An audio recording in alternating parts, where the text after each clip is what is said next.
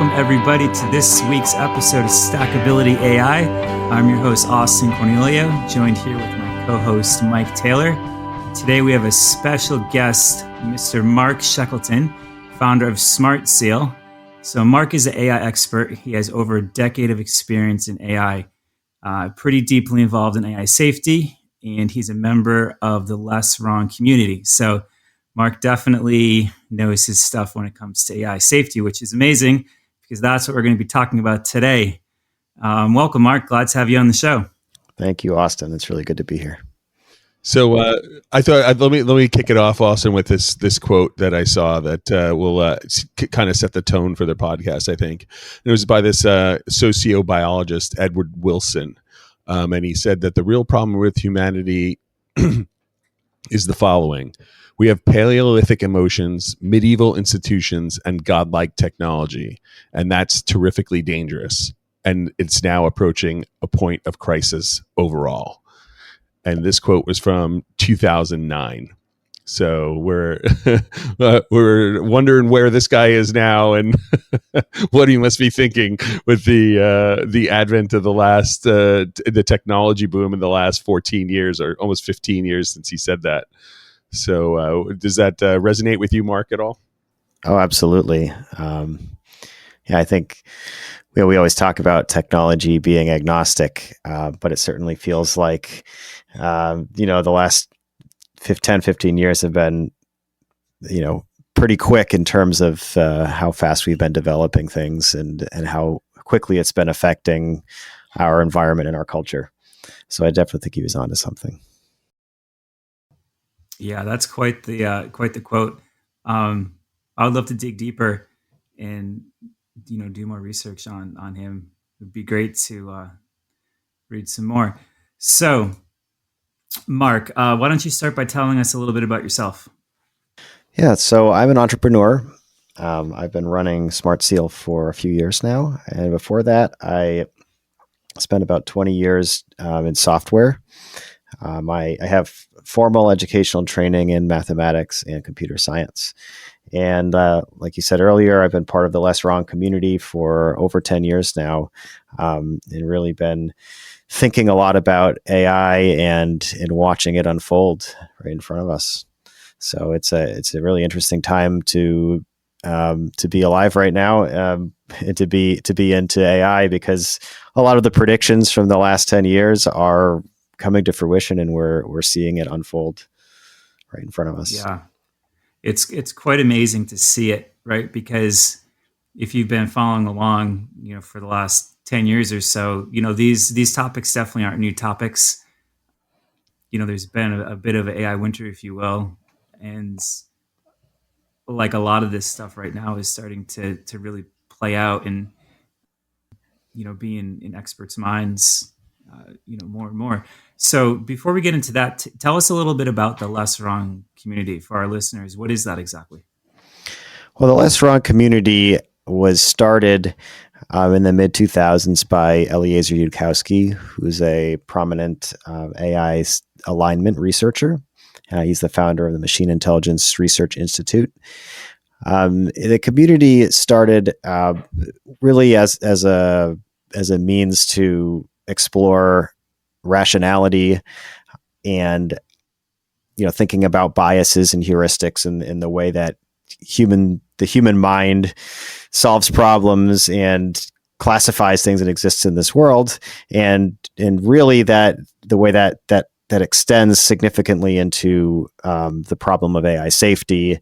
And these are all very important things to understand if you are trying to solve this specific problem. So really the group explores the rationalist movement in order to understand things like incentives and alignment and agency coordination, and all of the hard problems around AI. Awesome. Yeah, definitely will be a link that we provide in the description of this episode. And how about SmartSeal? What's that? Tell the audience a little bit about that venture. Yeah, so SmartSeal is a company that I started back in 2019. And what we do is we use cryptographic near-field communication tags that are embedded into physical objects and linked to records on the blockchain. So we're using those tags for proof of ownership, proof of authenticity, and proof of possession in order to basically allow brands to collect secondary market revenues from the resale of their products. So it's a blockchain cryptography company. Behind the scenes, it's very, very consumer oriented, though. So it's really we've abstracted a lot of that blockchain away for the end consumer and made it really easy for brands to protect their products and their brand and to connect with their customers. That's fantastic. Super useful thing in today's day and age, especially with all the questions around ownership and copyright and everything. So I understand that it's more of a physical play for physical products, right? So where are you right now, with the project? Is it live? Do you have customers?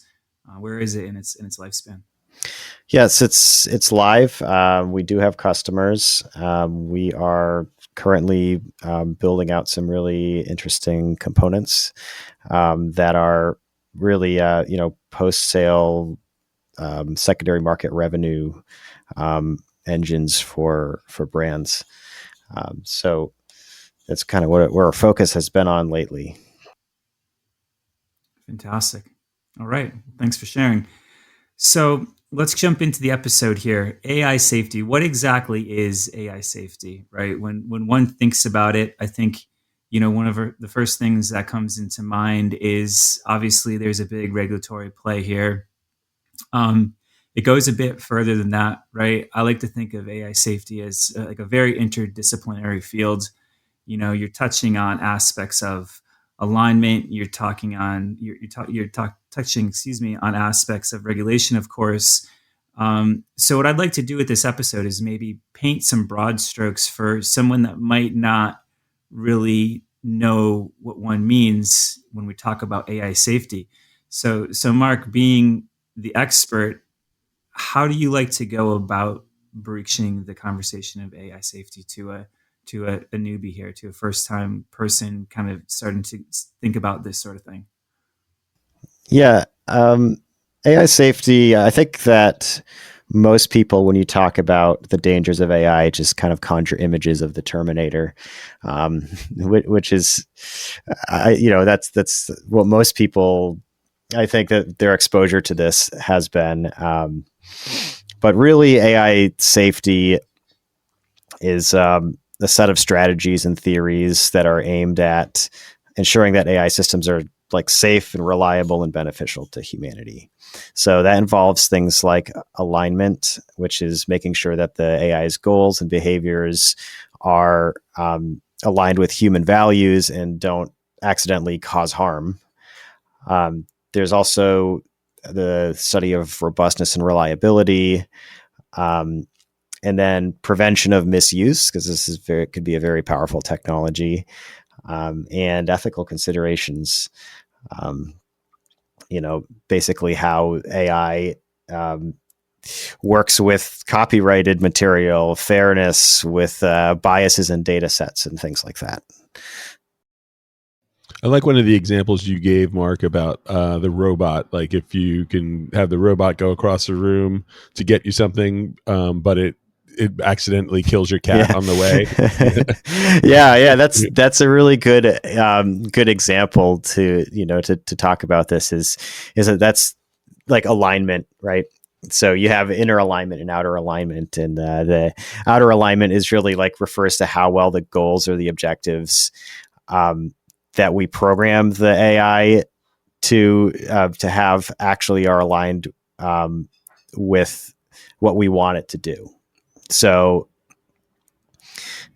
you could say, like, make a robot and says, okay, go make my coffee as quickly as possible, and it'll go over and run over your cat on the way there, and you're like, oh no, I didn't program that into it. I have to it's a really hard problem because you have to think of all of the things that humans value when you put it into the model. So a robot that makes coffee, if you just tell it to make coffee, and you don't tell it to avoid running over cats, will likely run over a cat. And then if you say, okay, well, that's an easy problem to fix, I'll just program it to not run over cats. And then the next time you turn it on, it evades your cat and knocks over your priceless Ming vase. And you're like, oh, well, I have to program it to not knock over priceless artifacts. So it turns out there's an enormous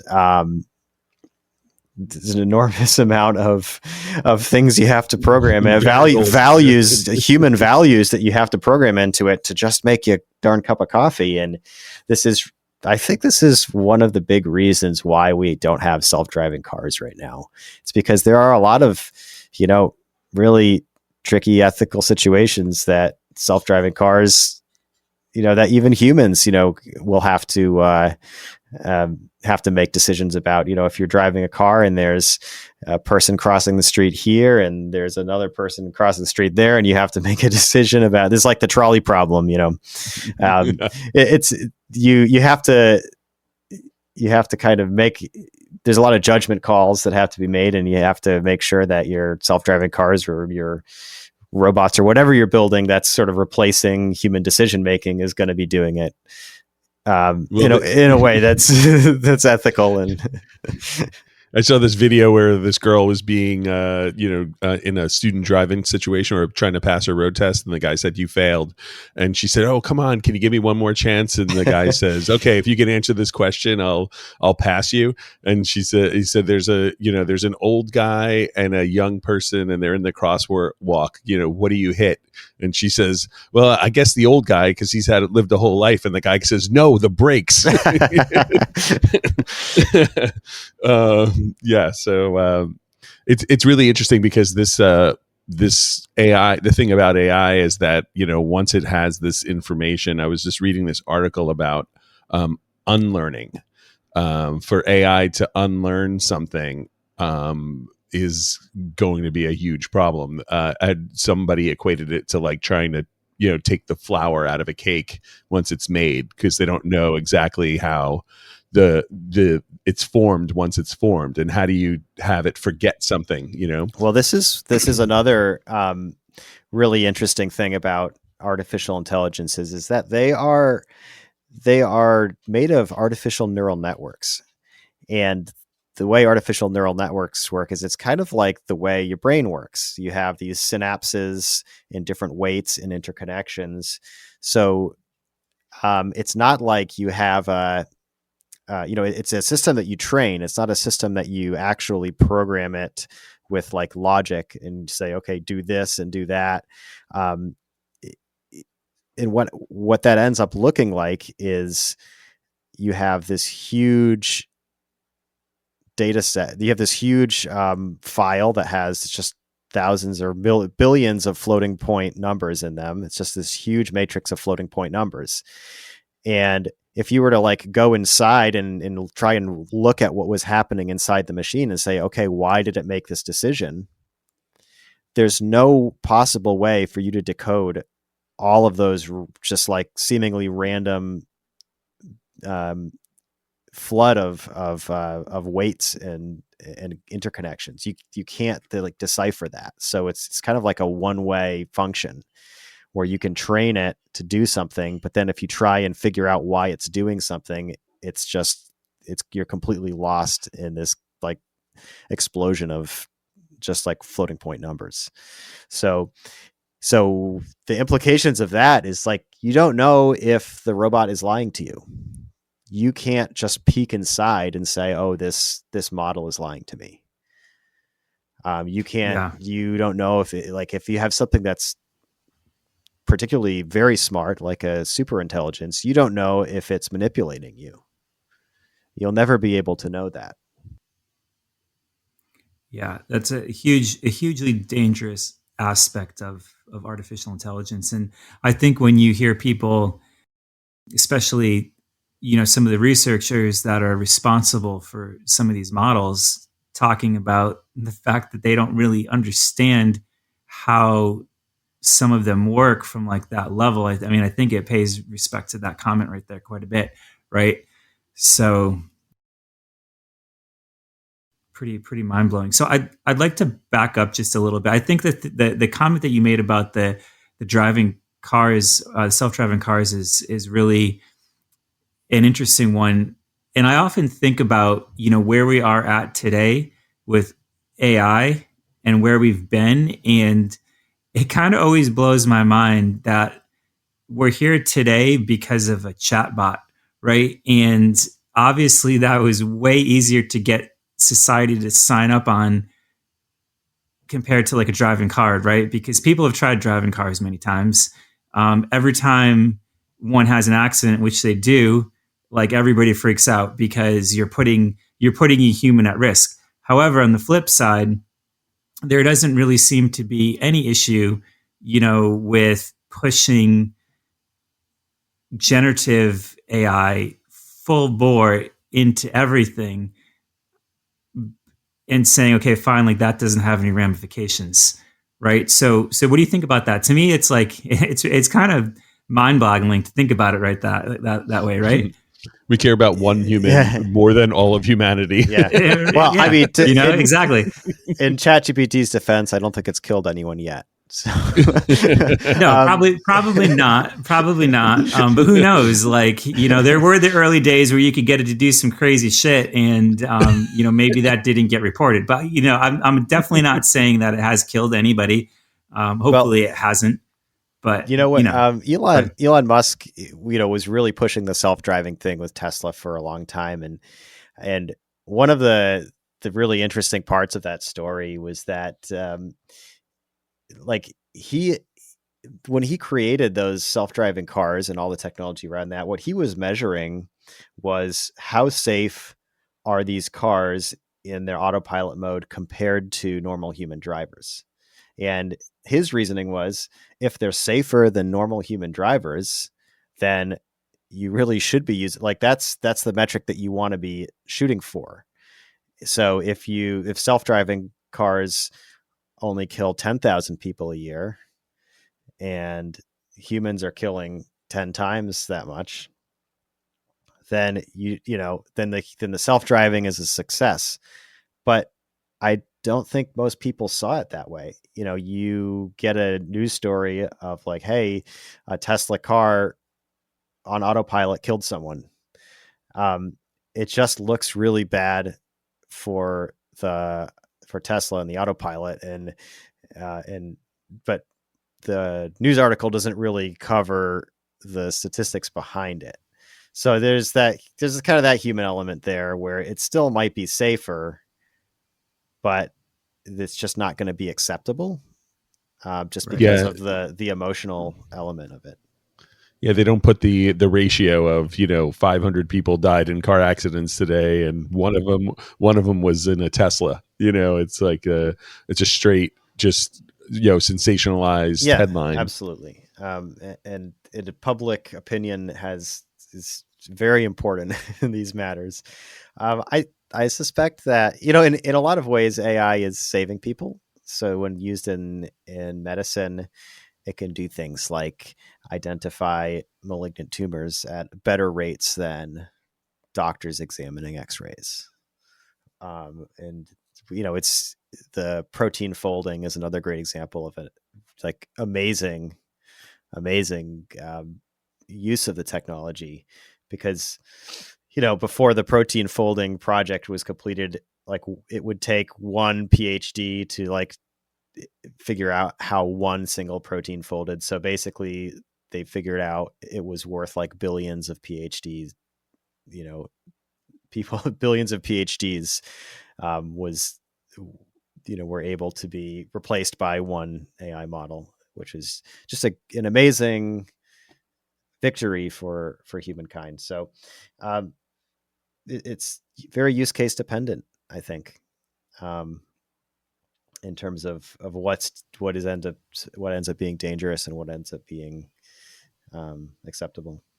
Yeah, I was reading an article about how it had come up with, different solutions for lithium so that instead of using all the lithium that we need for batteries, it came up with replacement materials that are much cheaper and easier to come by, just by testing, like 28,000 different elements that could possibly be used that way, and it's finding them at a rate that's unmatched by what we can do. And I think this is where the excitement comes in. This is why Andreessen Horowitz doesn't want to regulate the industry, and why a lot of people are very against government intervention to regulate compute power, because there is a lot of headroom here. There's a lot of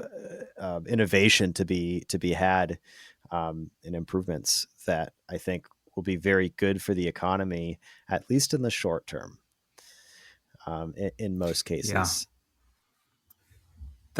That's kind of the thing, right?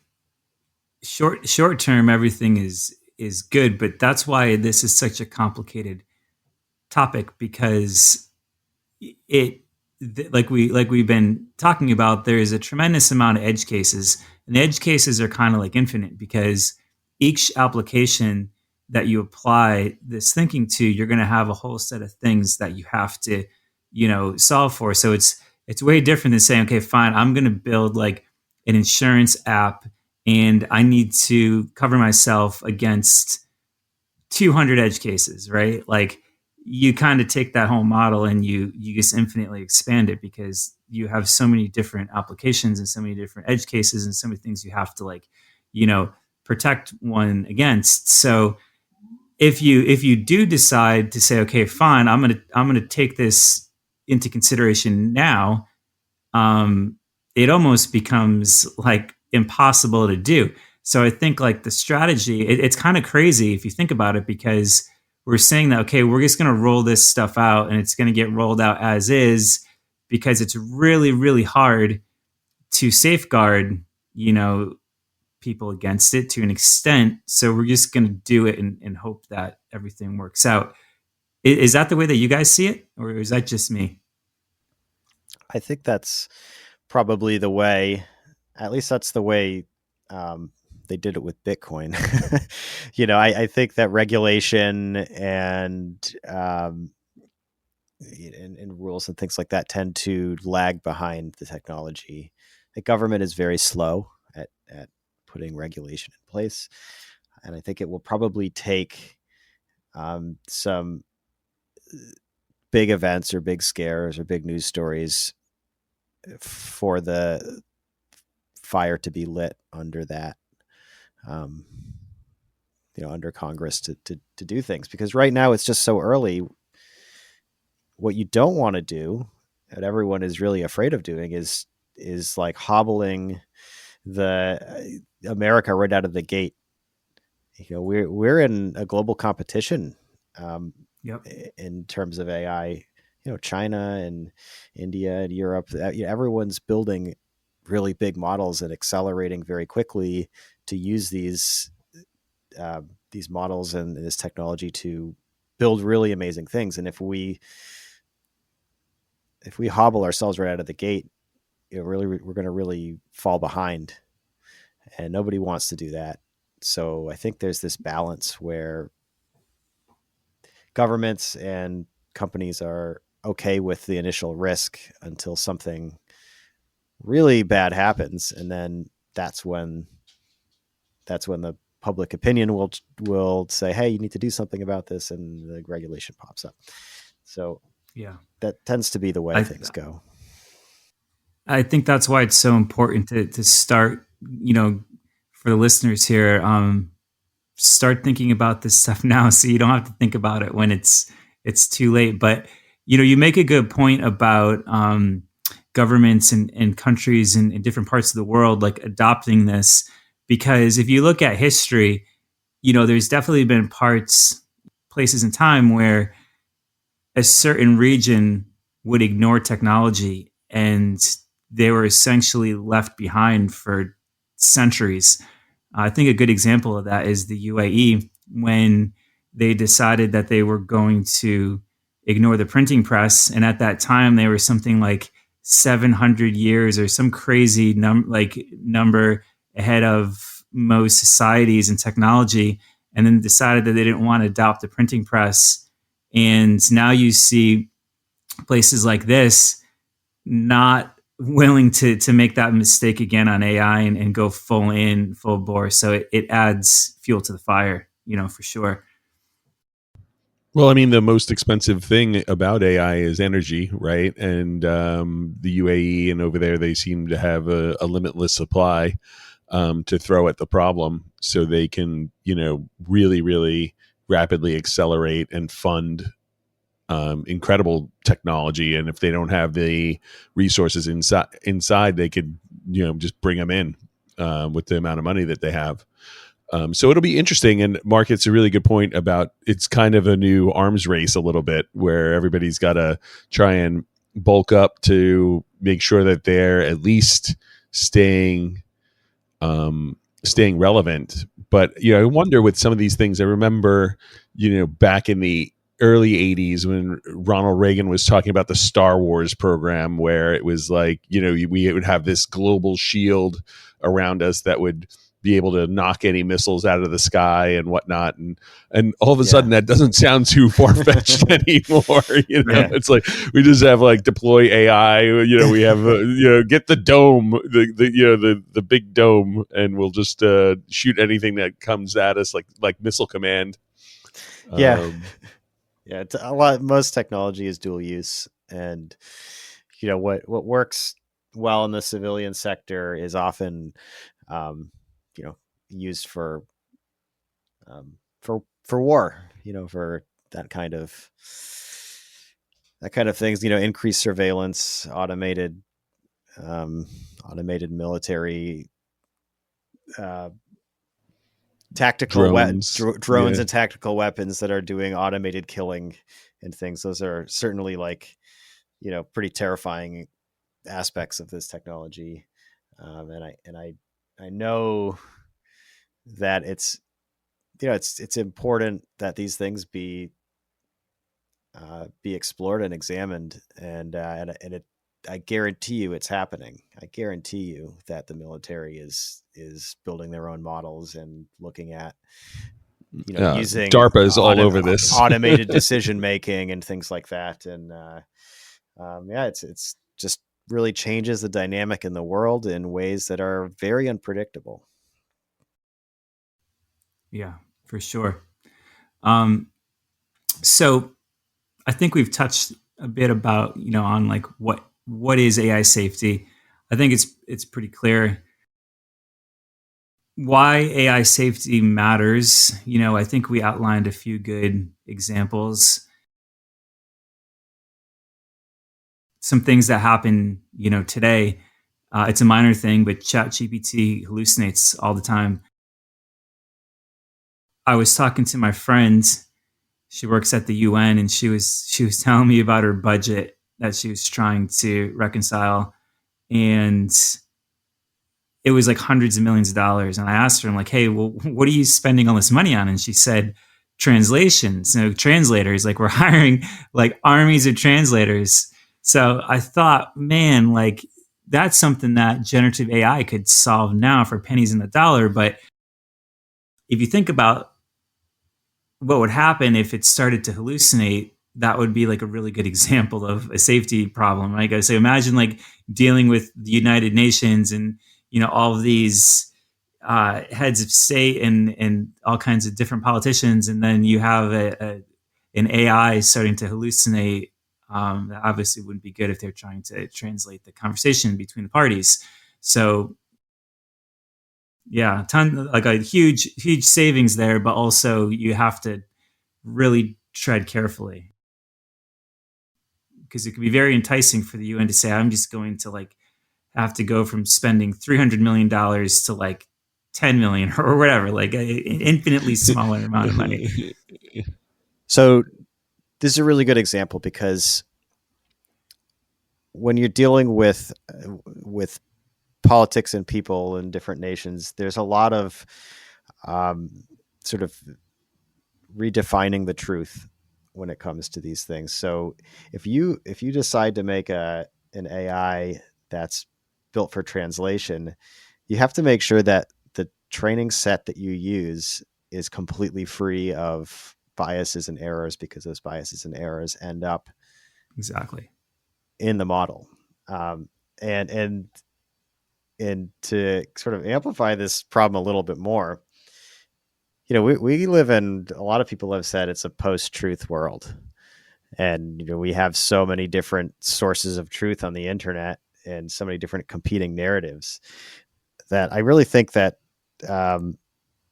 these different, the AI is going to amplify this, because not only are AIs being trained on, big internet scrapings, but also they're being refined by reinforcement learning. So certain, like OpenAI has their own ideal as to what they Yep. believe is like the right narrative for humanity.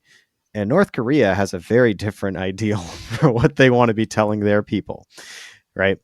And if you're relying on these models as a single source of truth, which seems to be, I hope people aren't doing that, but I think that the more integrated these things become in our society and in like the media we consume and the advertising we look at and stuff, the more I think that there's going to be like a narrative competition that's kind of backed up by whoever has the most GPU.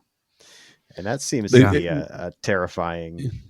It's going to happen. I mean, they already do it with the sign language people on TV. All of a sudden, how many times you see these guys are doing sign language and they were just doing nonsense. They're not even, they're not even talking in sign language. They're just moving their hands. So, I mean, imagine what, you're trying to translate what Xi Jinping is saying, and, I mean, tonality and, there's so much to it. But it is pretty impressive when you're just messing around with it. I mean, Austin and I messed around with it, like when one of the first translators came out, and, he sent his friend a message, then immediately was like, oh my God, what did I just do? But it was like, it was his voice and everything in Spanish, and it sounded great, but it's just like all of a sudden, you start thinking, wow, we don't know if it's accurate.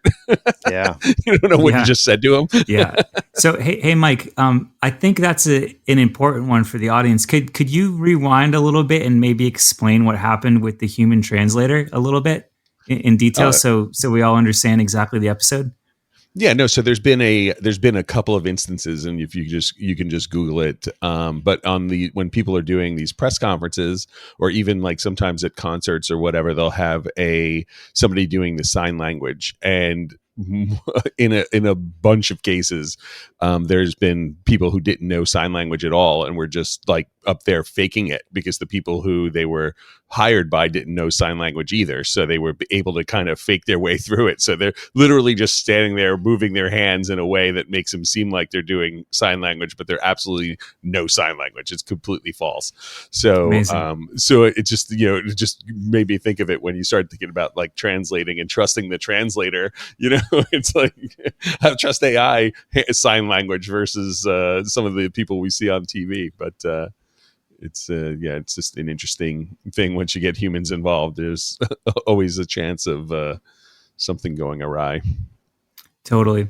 I would say on top of all this, a really good point for the business owners out there, when you're thinking about implementing any of this technology and maybe you feel like it's finally time, it's super important to do your due diligence and really ask the hard questions to your vendors, because imagine being a hungry and maybe a little bit desperate of a company saying, hey, I have a little bit of money here to spend on some AI. I want to get ahead of my competition. I want to implement some of this stuff. And maybe you don't have the experience in like vetting a technology partner or consultancy or whatever.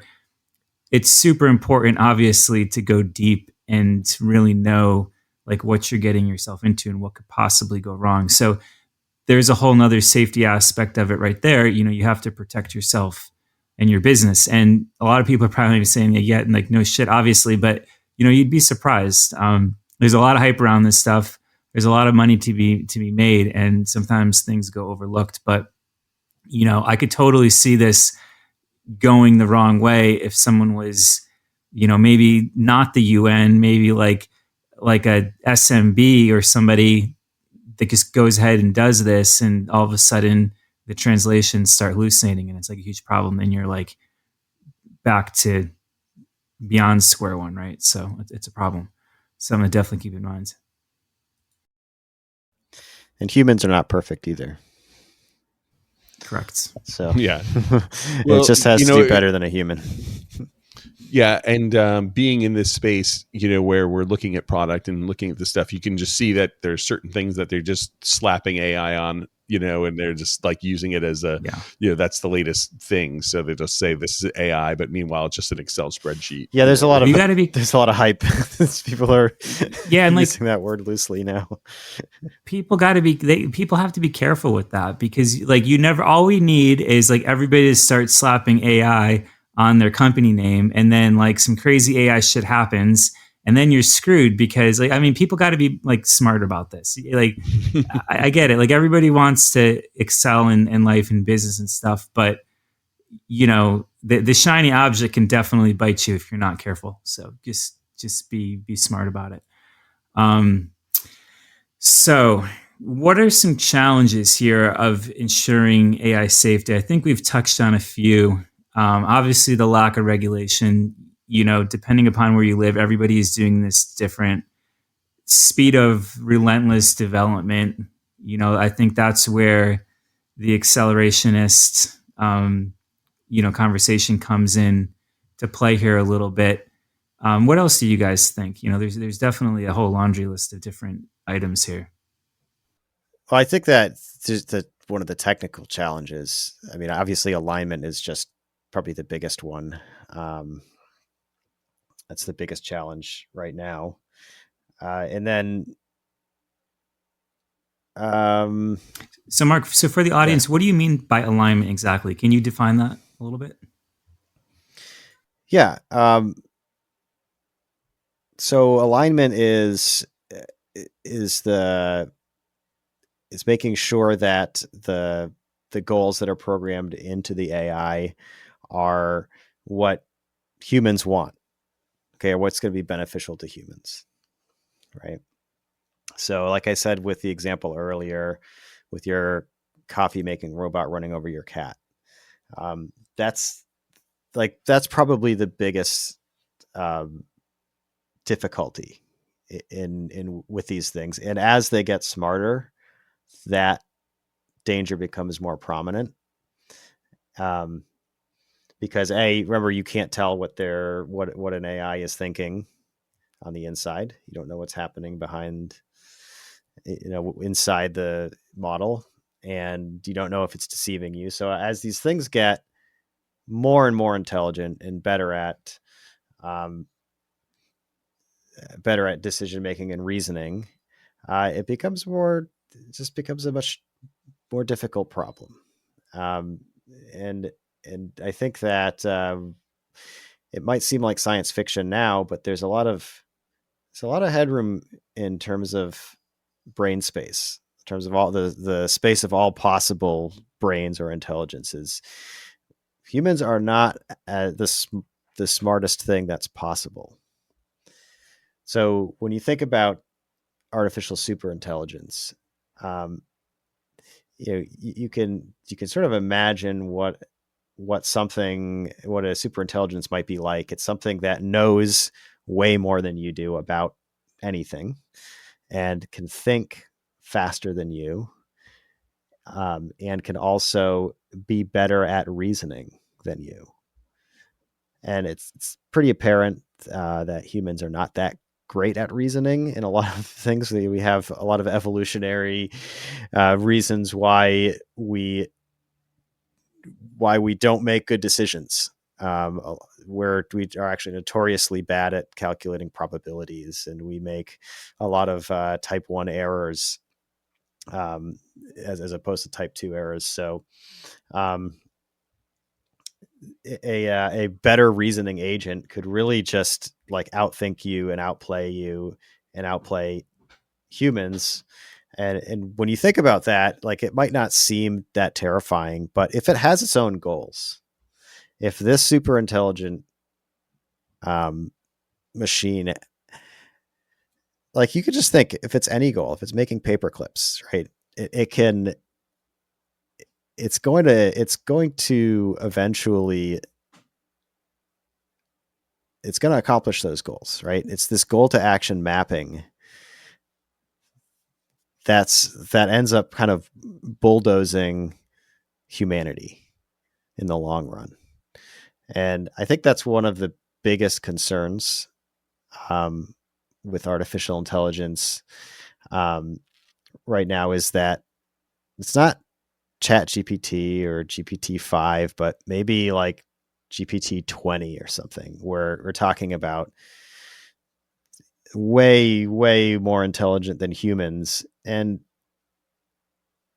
that doesn't leave a lot of room for us. When these things start to be adversarial and are consuming resources for compute power, it does feel like this is a science fiction scenario, but it's coming. It's happening, and it will. I think humans will eventually be outsmarted by these things, and that's really the scariest scenario. And there's a lot of technical reasons why it's really hard to stop that. If you have something that's smarter than you, do you think you can contain that? Do you think you can control that? And if you can control that, do you think it's a good idea?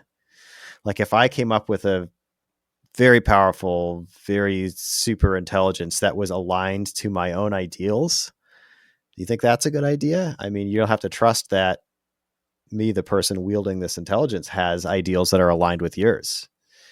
And you can very quickly see how this plays out in a political sense, where you have nation states that are with competing ideologies that are building these super intelligent beings, that are adversarial in nature.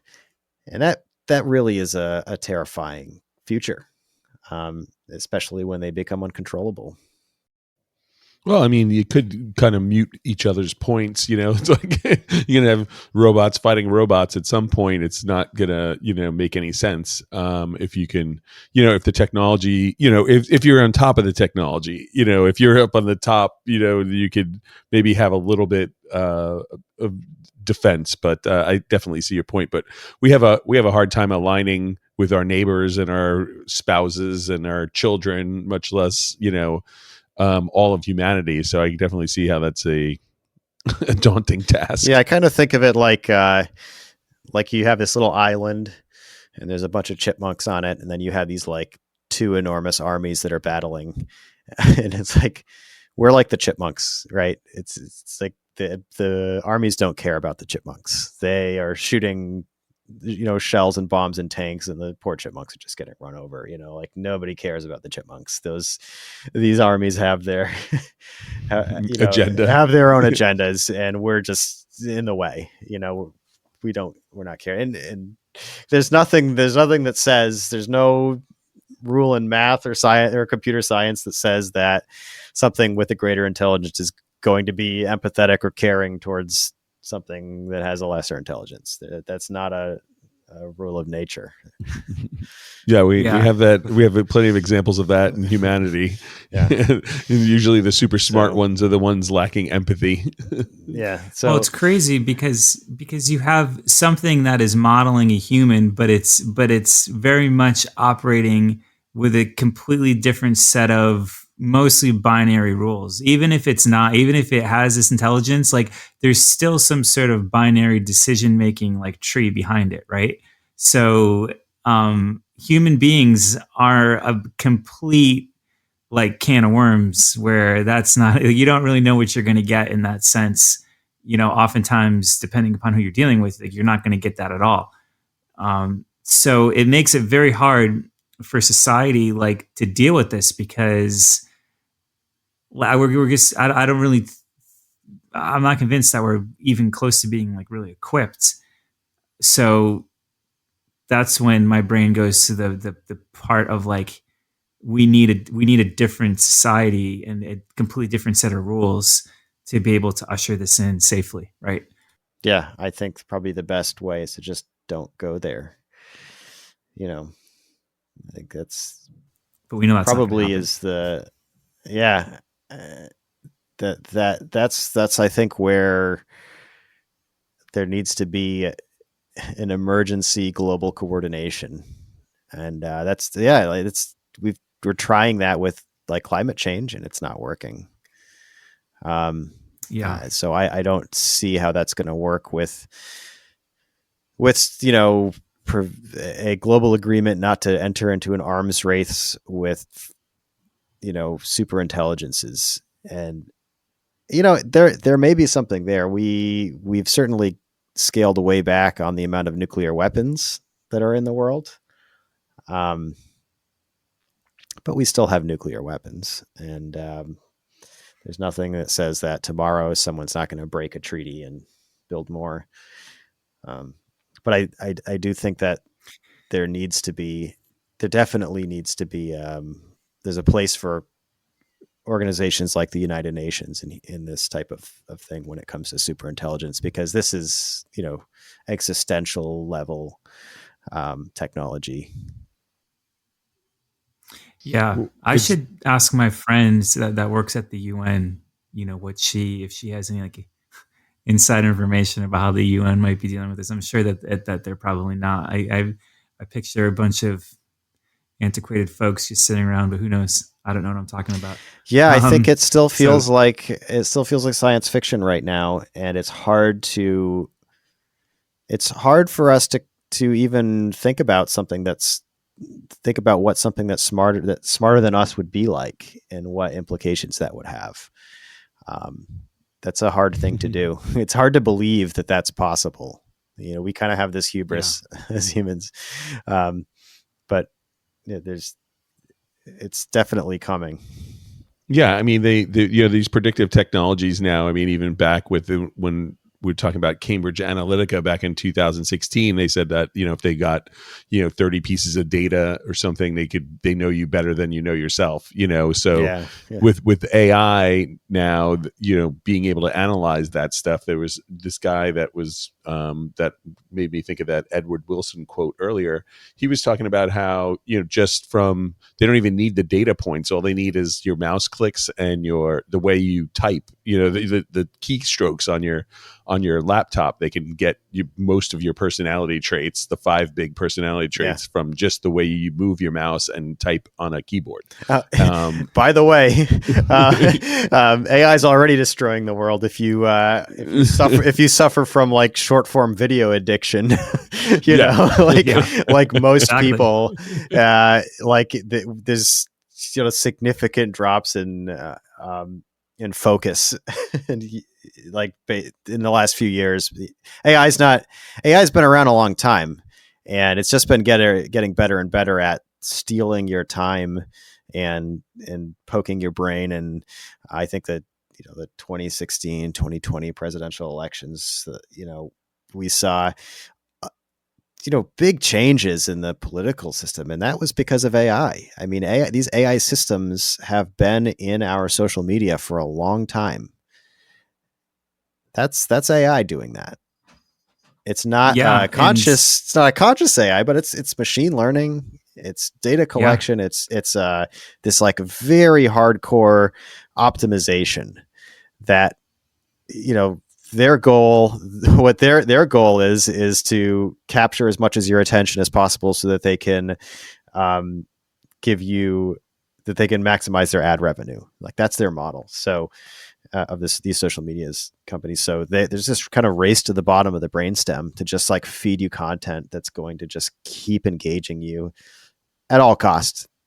And they're just getting better and better at that. And that's AI. That's the AI ultimately is a master optimizer, and it's a narrow AI. That's not a general intelligence. It's a narrow intelligence, but it's still having a significantly negative effect on the world right now. And you can see it happening. Yeah. So when you understand that, myself. Yeah. Yeah. Yeah. Mike's addicted to social media. Yeah. He's going to come out on the podcast and Yeah. admit it to the world.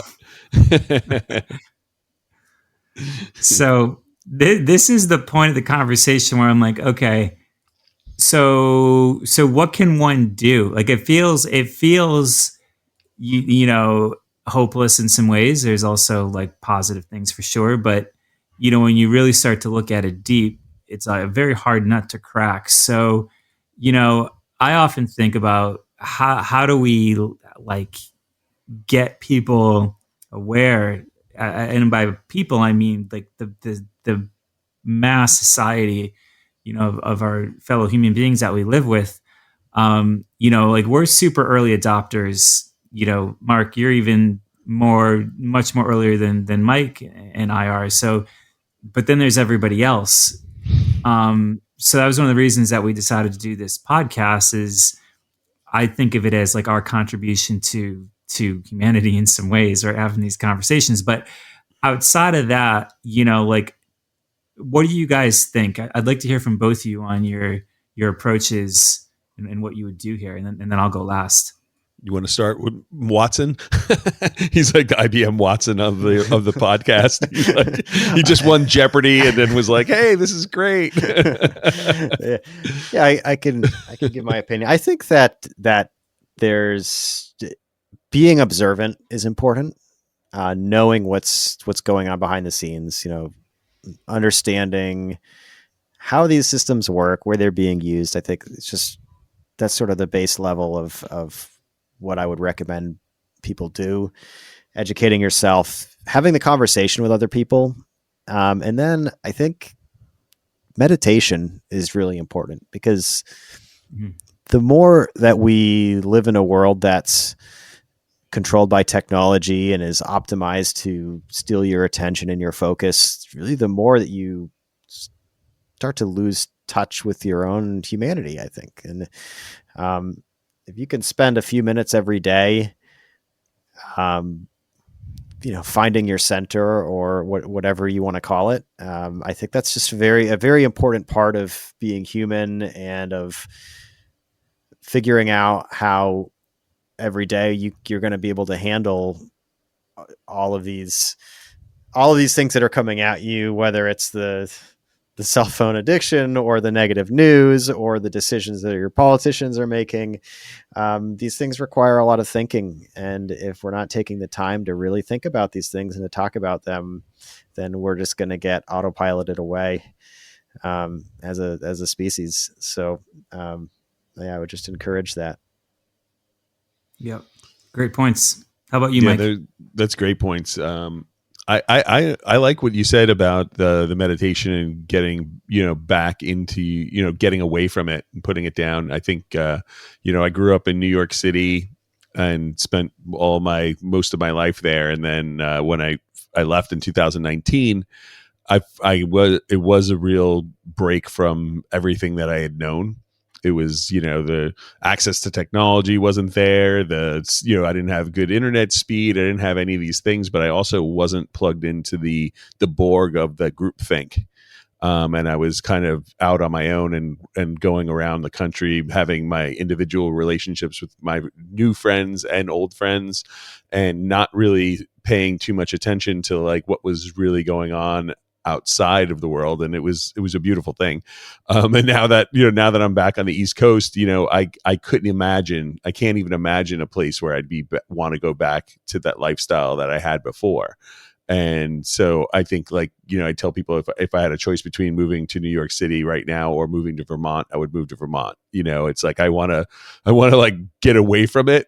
But I also know that I'm limited, and I'm a limited monkey brain, and I like my stimulation too. So I go on the Instagram feed for, you know, 3 hours a day and, you know, waste that kind of time. And it's just like, it's like the guilt that I feel for doing it. Well, like, don't feel bad about it, because like you are up against some very, very powerful algorithms, and we don't really stand a chance unless like, you know, it's tough, and they're just getting better. So don't let the guilt consume you. You're up against a monster here. So, Thanks, Mark. Thanks. Fight of your life. we all battle this thing. Yeah. Nice. What about you, Austin? What do you got? So I think you guys made some amazing points. I personally love the being good to yourself, eating well, resting well, meditating.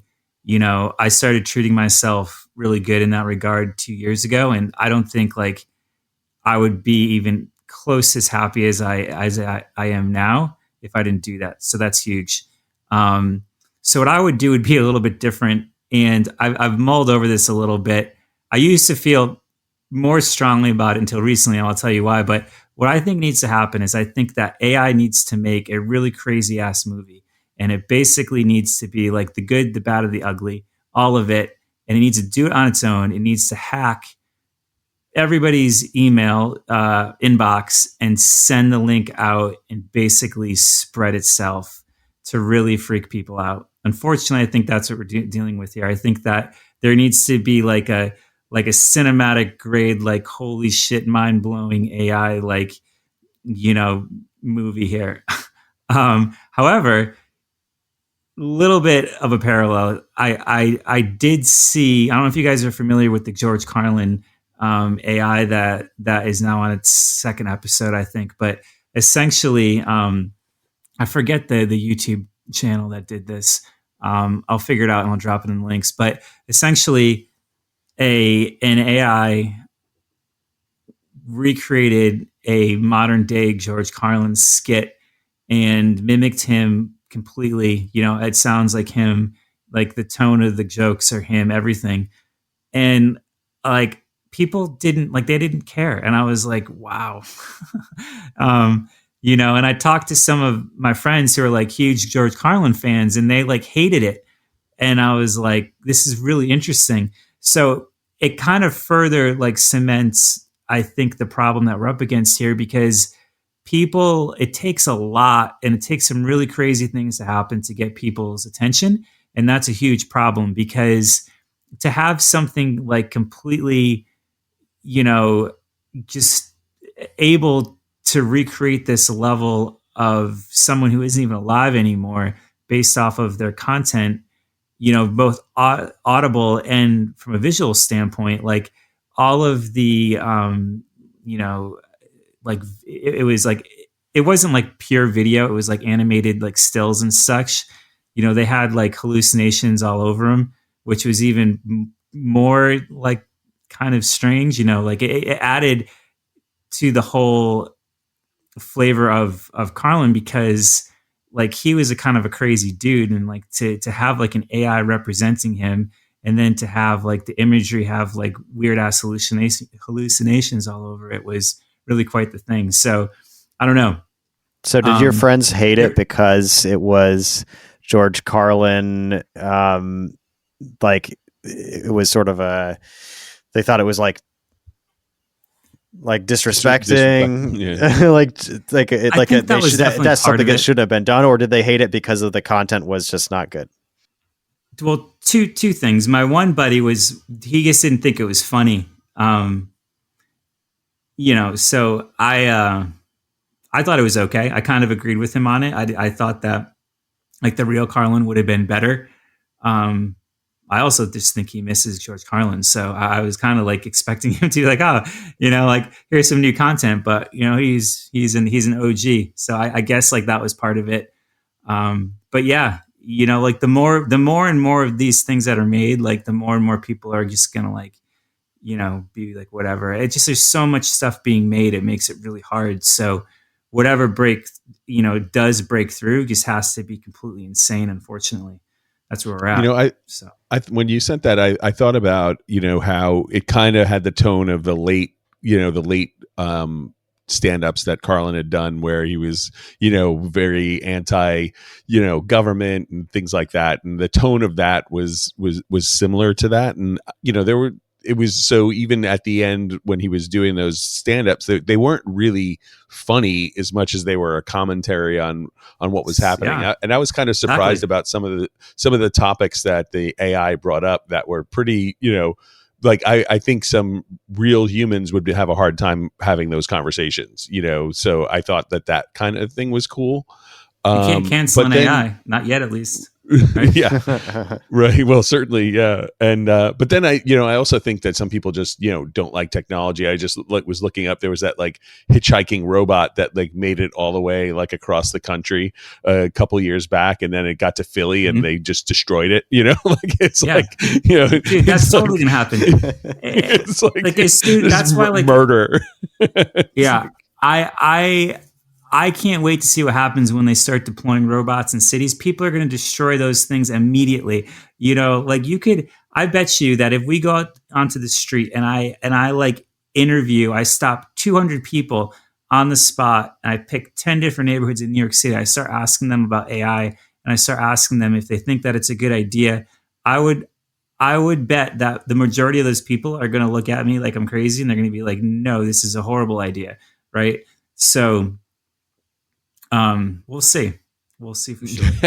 Yeah. But on a more serious note, like to add to a few other things, like what can we do? Like definitely be curious, stay informed. Whatever you do learn, if you find it interesting, like talk to your friends and family about it. There's also like tons of free courses. One of the good things about the capitalistic aspect of this whole thing right now is that every big tech company right now is putting out some sort of free content, training courses, etc. Google has a whole AI course that you can take for free, completely free, and this is like really good stuff. So yeah, dig in. Absolutely. Got to get into it. It's like you got to start slow. That's why we started with stackability. You stack these skills, you learn a little bit every day, and just keep piling it on. Till all of a sudden you have a podcast. There you go. You can have your own podcast. Podcasting is so easy to break into these days. It's like, do it. All right. Well, great episode, gentlemen. I appreciate your time, Mark. Thanks for stopping by. For those of you who have tuned in today, thanks a lot. We appreciate it. Feel free to subscribe, like us, share with your friends. It really helps us grow the channel. Until next time, everyone have a great day. Thanks a lot.